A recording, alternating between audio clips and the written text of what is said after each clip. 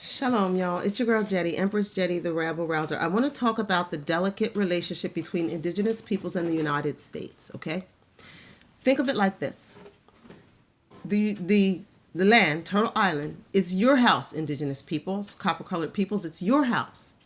The United States comes along and they've got some milk that's going to spoil if they don't get it into a fridge, and you've got a house in a fridge. It's raining and they need somewhere to stay.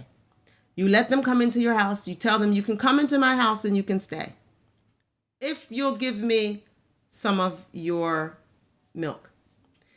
If you'll give me some of your milk is your right as an indigenous person to partake in absolutely any of the benefits that the United States has created for itself here, right? You have a right to those things. It's a condition of their being in your house. Now, they don't have the right, though, just because they're in your house, to tell you that you can't drink juice anymore. You can only drink milk because they only like milk, right? So they don't have the right to impose rules and things over you that go against how you already run your house.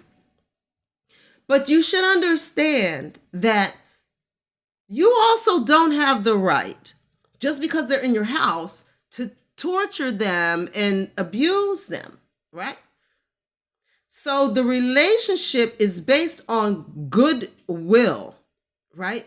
It's supposed to be a mutually beneficial relationship. I'm letting you stay here in the house because you're going to clean the bathrooms and share your milk. And then in addition, I'm going to give you a bedroom to live in and perhaps share my juice, right? But in no stretch of the imagination does the person who's coming into the house get to start making all the rules, which is why indigenous people are separate from the government in this way, that the government doesn't have jurisdiction, meaning the government doesn't make the rules for indigenous people.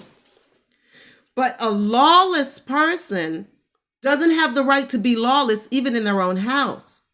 So if you are like some kind of a lawless tyrant and you're doing some kind of evil, wicked horribleness, you can't stand on the right of being an indigenous person just because it's your house that you can do some kind of crazy lawlessness. Frankly, any law-abiding citizen, anybody who's honoring spiritual and natural law, has the right to check you.